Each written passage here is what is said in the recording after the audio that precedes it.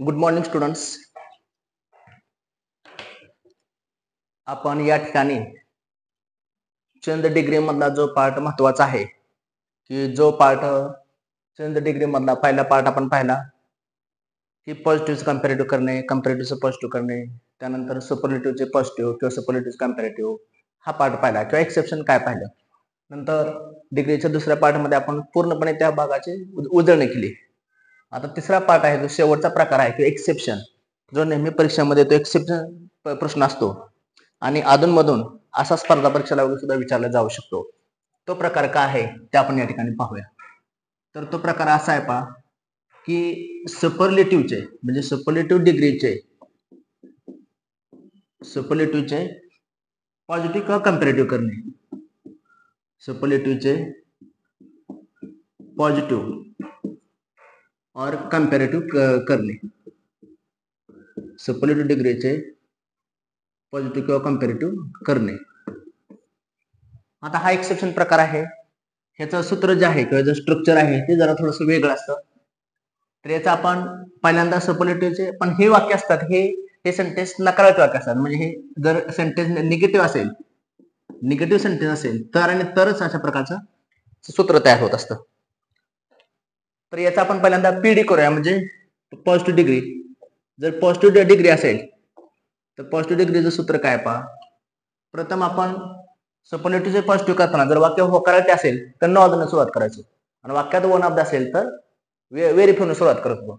पण हे निगेटिव्ह वाक्य असल्यामुळे याची सुरुवात कशी करायची, आपल्याला सम ऑर्डरने करायची. सम ऑर्डरने सुरुवात केली का त्यानंतर काय करायचं तर आपल्याला जे काय दुसरे नाव असेल तर ते आपल्याला याचं लिहायचं आहे. आता दुसरे नाव मात्र कसं असलं पाहिजे तर प्लुरल असलं पाहिजे. आणि अनेक वचने असावं लागतं. दुसरे नाव प्लुरल अनेक वचने, सम ऑर्डर दुसरे नाम, त्यानंतर त्या वाक्यामध्ये असणारे जे काही क्रियापद आहे पण क्रियापद पण येतं या ठिकाणी अनेक वचने असावं लागतं. म्हणजे सम ऑर्डर, दुसरे नाम, क्रियापद, त्यानंतर ज्या ठिकाणी आपला नॉट शब्द आहे त्या ठिकाणी आपल्याला ऍटलिस्ट लिहावं लागतं. ऍटलिस्ट. त्यानंतर वाक्यामध्ये जे काय पहिला भाग आहे किंवा पहिले नाम आहे ते लिहू शकतो आपण. आणि त्यानंतर त्या वाक्यामधला इतर भाग काय वाक्यात असेल तर तो लिहायचा. इतर भाग, एक्स्ट्रा भाग. हे झालं पीडीचं सूत्र. आणि ज्यावेळेस आपण या वाक्याची सीडी करतो तेव्हा काय करायचं, प्रथम आपण या ठिकाणी पहिले नाम लिहायचं. पहिले नाम लिहा. पहिले नाम लिहिलं का लगेच त्या वाक्यामधलं असणारे जे काय क्रियापद आहे ते लिहा. क्रियापद लिहिलं का लगेच त्या ठिकाणी विशेषणाला ER प्रत्यय लावा किंवा विशेषणानंतर विशेषणापूर्वी मोर किंवा लेस येतं. ER लावा म्हणजे पहिले नाम, क्रियापद, विशेषणाला ER प्रत्यय लावा. त्यानंतर इथं आपण द्यान इन ऑर्डर लिहित होतो किंवा द्यान मोस्ट ऑर्डर, त्याऐवजी मात्र तिथं काय लिहायचं, द्यान सम ऑर्डर. द्यान सम ऑर्डर. आणि द्यान सम ऑर्डर शब्द हा प्लुरल असल्यामुळं त्यानंतर दुसरे नाम लिहा आणि त्यानंतर त्या वाक्यातला इतर भाग लिहा. आता दुसरे नाम मात्र इथे सुद्धा कसं असणार आहे, अनेक वचने असणार आहे. तर हा एक भाग महत्वाचा होता विद्यार्थी मित्रांनो. आपण या ठिकाणी या पार्टचं इथं चर्चा करतोय. आता फॉर एक्झाम्पल परीक्षेमध्ये आलेले एक एक्झाम्पल मी तुमच्या समोर देतोय. परीक्षेला आलेले एक्झाम्पल असं आहे पहा. India is not the hottest country in the world. India is not the hottest country in the world. आता या ठिकाणी भारत हा जगामधला सर्वात उष्ण असा देश नाही असा वाक्याचा अर्थ आहे. आता या ठिकाणी पहिले नाव हे इंडिया आहे, सेकंड नाव काय आलेलं आपल्या या ठिकाणी कंट्री असं आलेलं आहे. आता आपल्याला काय करायचं आहे, वाक्याचा आपल्याला अगोदर पीडी करायचं म्हणजे पॉझिटिव्ह डिग्री करायचं आहे. आता पॉझिटिव्ह डिग्री नेहमी आपण सुपरलेटिव्हचं पॉझिटिव्ह करताना नो ऑर्डरने किंवा व्हेरिफायने सुरुवात करतो. पण हे वाक्यात असताना नकारार्थी वाक्य आहे. नकारार्थी वाक्य असल्यामुळे आपल्याला काय करायचं आहे, समाधानाने सुरुवात करायची. मग आपण इथे समाधानाने सुरुवात करूया. समाधान. आता समाधानाने सुरुवात केल्यानंतर या वाक्यामधलं दुसरं नाम लिहायचं आहे. दुसरं नाव काय ठिकाणी आहे, कंट्री आहे. पण समाधान शब्द हा प्लुरल आहे म्हणून कंट्रीज काय करायचं, प्लुरल फॉर्म करायचा. कंट्रीज. बघा संवादानं सुरुवात केली. कंट्रीज हा प्लुरल नाव असल्यामुळं कंट्रीज केलं. आता या ठिकाणी ज्या ठिकाणी इज आहे त्या ठिकाणी इज सुद्धा अनिक्वेशन होणार, आर होणार.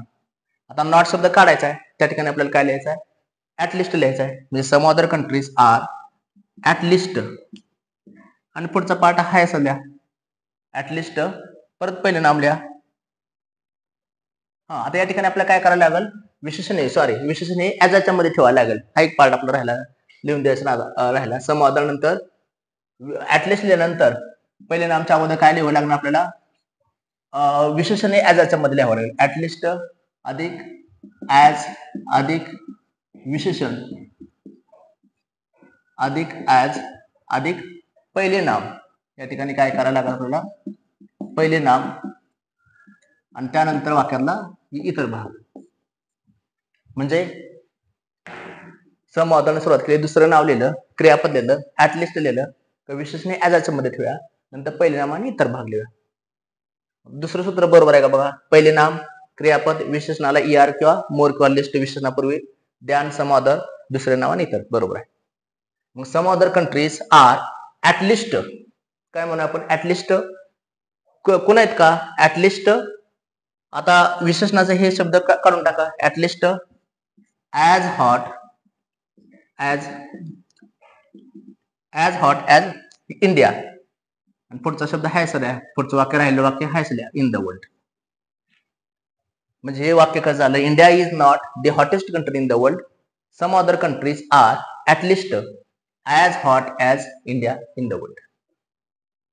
आता याच वाक्यात आपल्याला सीडी करूया, म्हणजे कम्पॅरेटिव्ह डिग्री करूया.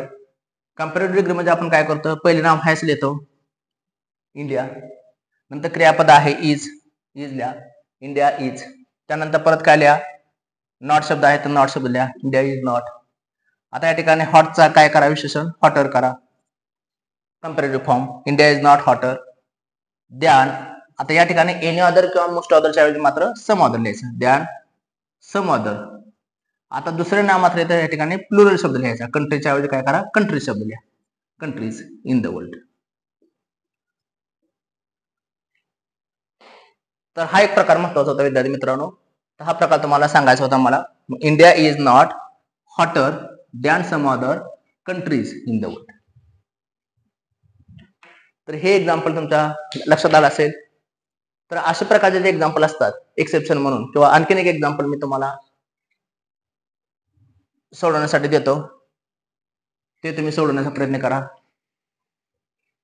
सेकंड एक्झाम्पल असं आहे,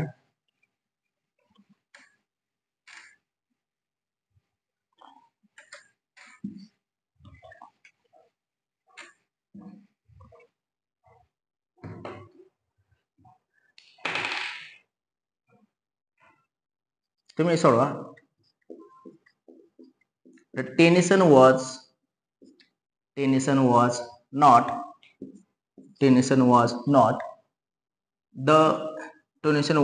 the greatest poet in English or in English literature. Tennyson was not the greatest poet in English. याचा आपण पहिल्यांदा काय करा, पॉझिटिव्ह डिग्री करा, नंतर त्याच वाक्याचं कम्पॅरेटिव्ह डिग्री करा. या ठिकाणी टेनिसन हे पहिले नाव आहे, पोएट हे दुसरं नाव आहे. पहा मग या ठिकाणी आपल्याला कशा रीतीने बदल करता येईल. पहिल्या शब्दाची सुरुवात कशाने करायची आहे, कारण वाक्यामध्ये सुपरलेटिव्हचे वाक्य आहे त्याचं आपल्याला पॉझिटिव्ह करतोय. नेहमी आपण नो अदर किंवा व्हेरिफाय सुरुवात करतो, पण वाक्य नकारार्थी असल्यामुळे कशाने सुरुवात करा, सम अदर. सम अदर शब्द हा प्लुरल असल्यामुळं क्रियापद सुद्धा प्लुरल करा, वाच वेअर करा, सम अदर. त्यानंतर दुसरं नाव घ्या, पोएटचं काय करा, अनेक वचन पोएट्स करा, सम अदर पोएट्स. वाच काय करा, अनेक वचन वेअर करा. नॉटच्या ठिकाणी काय लिहा, ऍटलिस्ट लिहा. आणि कोण आहेत का, तर as great as Tennyson in the world और इन इंग्लिश.